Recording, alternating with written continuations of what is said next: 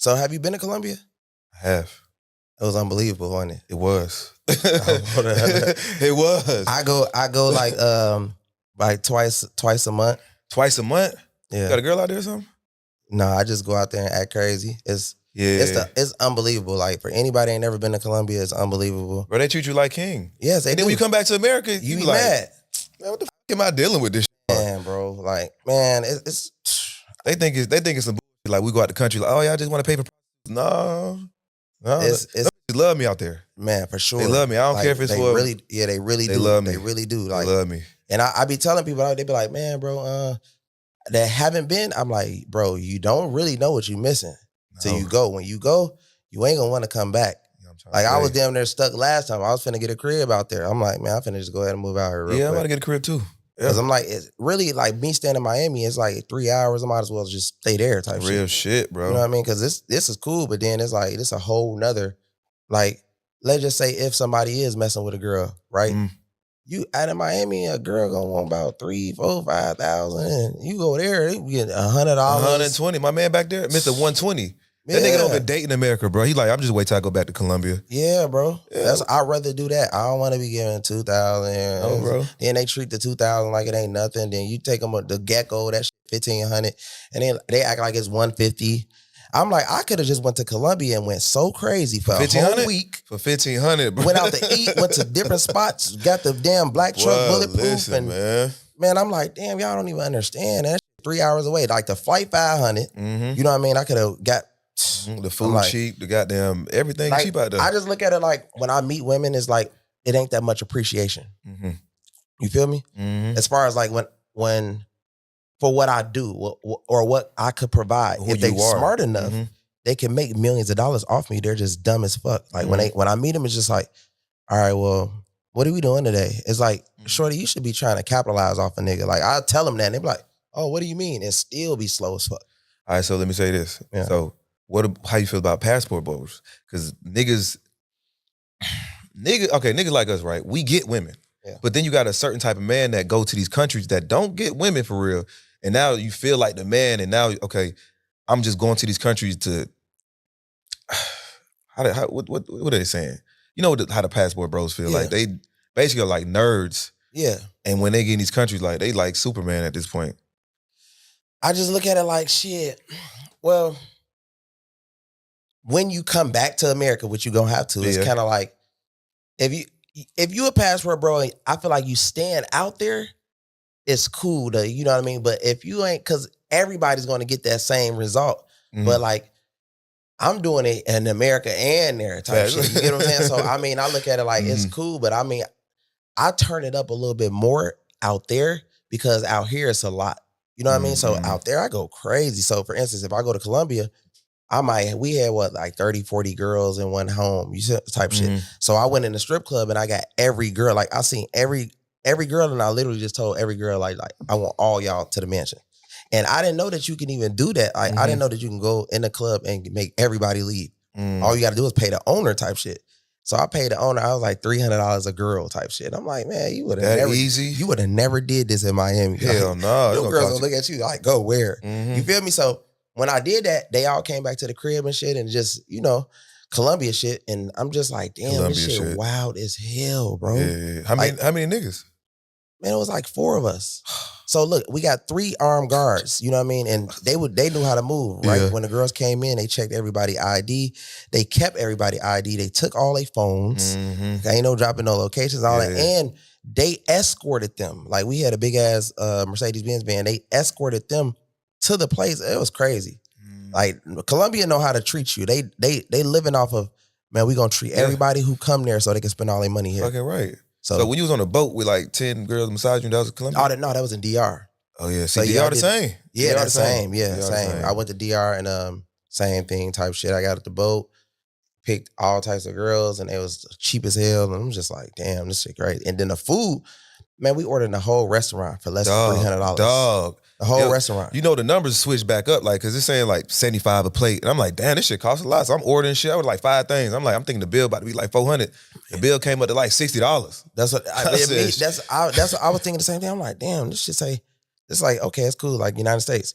Man, I ordered it. I'm like, damn, that's the bill. I'm like, what the fuck? Man, I'm ordering up. I promise you, we went to breakfast, man. I said, I want the whole menu, right? I thought it was for surely gonna be at least $1,000, man. That shit was like $400. Man, that shit ain't none out and there. And I just did it just for the picture type vibes. I'm like, man, it's in Colombia, but Bali the same way, you know what I'm saying? Just every country different, but America, bro. It's always a little finesse and it's just wild. Let me see what that's basically what he's telling you, bro. If you're the man in America, you could be even a Superman in other countries. And if you ain't shit in America, you definitely could go be a greater man in these Colombia, DR type of shit. For sure. So like, look, have you ever called a woman and she don't really pick up as much? Like as far as like you call her and she don't pick, how do you feel about like girls that do that? Like you important, I'm important, but when you call, she acts more important to you. I don't really deal with that, bro. But so they pick right up when you call? Yeah, I ain't going to. Like right up? Yeah, you want me to call more? Nah, like, I mean, when I get them type of vibes, I feel like it's another man in the picture. You ain't that busy unless I got a job and I know you at work. But if I know you at the house and you ain't doing shit and you ain't picking up, you got another nigga.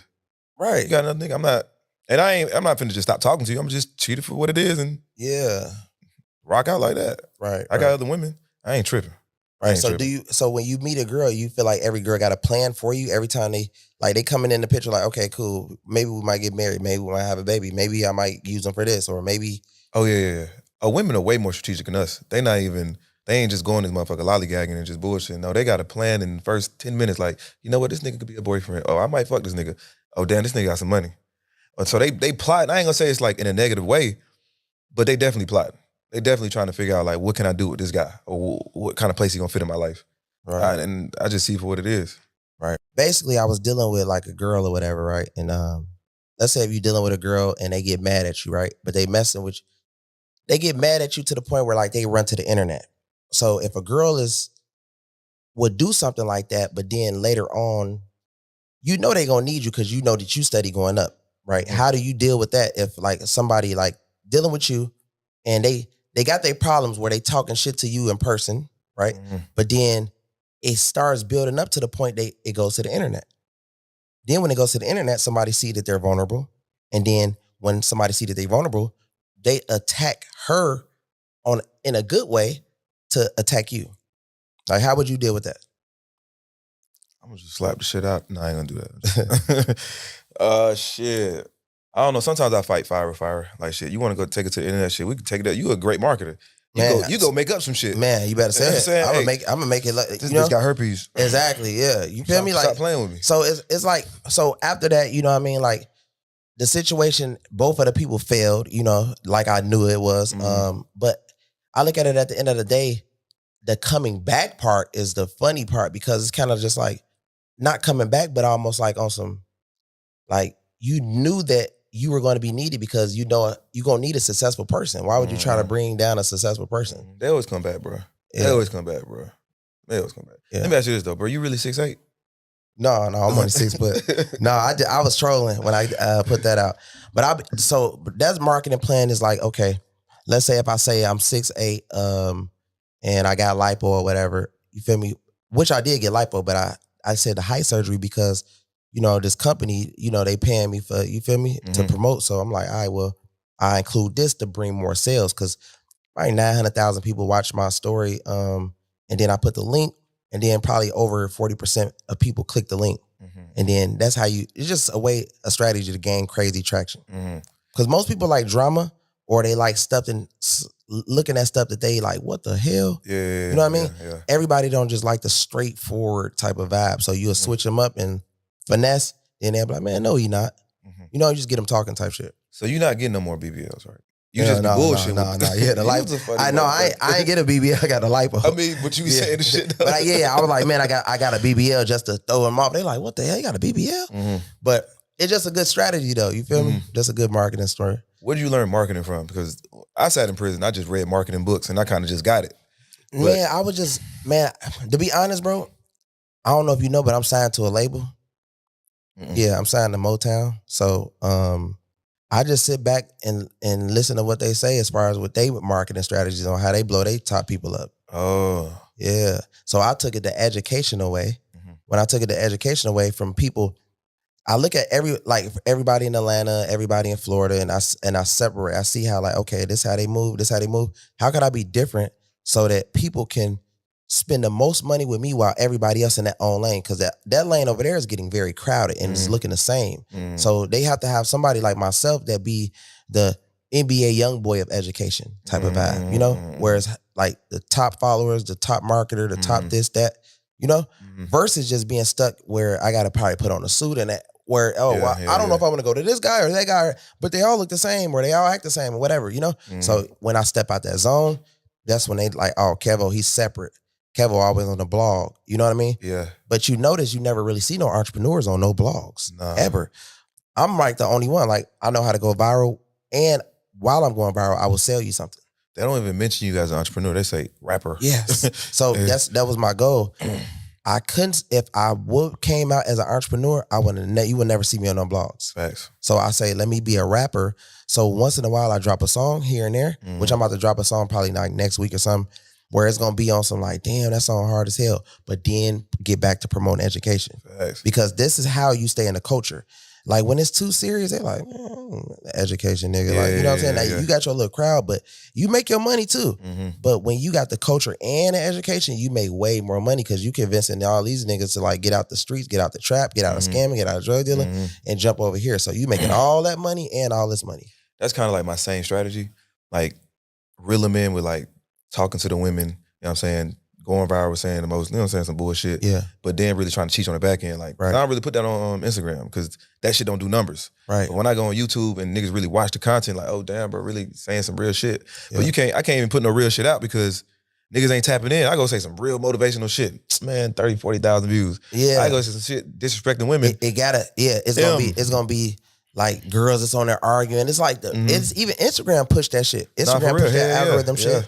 So it's just really just about like how we put it out there.